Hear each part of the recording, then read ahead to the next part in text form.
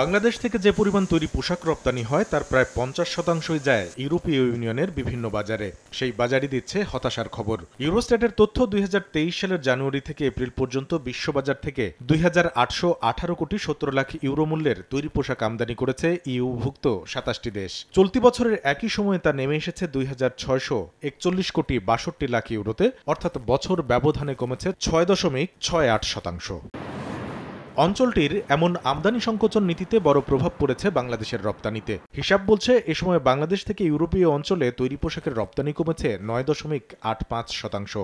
2023 সালের প্রথম 4 মাসের তুলনায় এবছর একই সময়ে অঞ্চলটিতে 667 কোটি 21 লাখ ইউরো থেকে রপ্তানি আয় নেমেছে 601 কোটি 38 লাখ ইউরোতে। এ সময়ে অঞ্চলটিতে তৈরি পোশাকের বিশ্ববাজারে বাংলাদেশের অন্যতম প্রতিযোগী দেশ ভিয়েতনামের রপ্তানি 6.25% কমে 125 কোটি 34 লাখ ইউরো থেকে নেমেছে 117 কোটি 50 লাখ ইউরোতে। নগদের কাছে সব গ্রাহকই প্রিয়, তাই তো সারা দেশে ক্যাশ আউট চার্জ সবচেয়ে কম।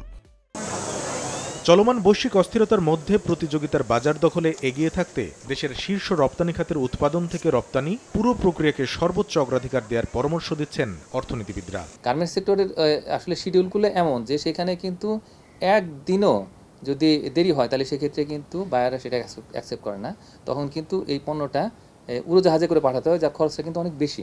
বাংলাদেশের প্রতিবেশী দেশ ভারতের রপ্তানি কমে 171 কোটি 1 লাখ ইউরো থেকে 152 কোটি 64 লাখ ইউরোতে নেমেছে।